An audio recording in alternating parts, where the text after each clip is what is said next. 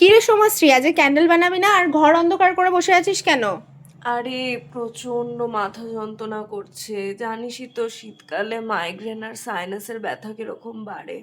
মানে মাথা তুলতে পারছি না, ওই জন্যই বসে আছি। আরে ভাই, তুই এত চিন্তা করছিস কেন? শোন, আমার কাছে একটা জাদুই উপায় আছে। কি উপায়? যারা এতদিন আমাদের জিজ্ঞাসা করছিল সাইনাস বা মাইগ্রেনের জন্য আমাদের কাছে কি অ্যারোমা থেরাপির ক্যান্ডেল রয়েছে, আজকে আমরা সেটাই বানাবো। তাহলে চলো দেখে নি আজকে আমরা কি বানাই। তাড়াতাড়ি চলো।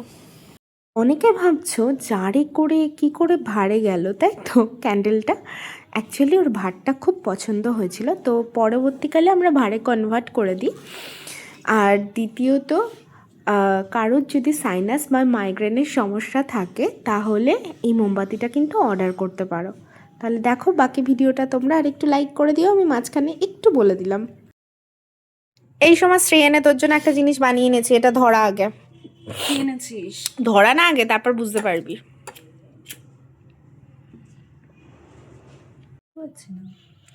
কিরে, এখন কেমন লাগছে? দারুণ, মাথাটা পুরো ছেড়ে গেল ভাই। কি দিয়েছিস বলতো? ওই তো আমাদের অ্যারোমাথেরাপির কামাল। তো যাদের যাদের মাইগ্রেন আছে বা সাইনাস আছে তারা কিন্তু একটু ট্রাই করতেই পারো এই শীতকালের সময়।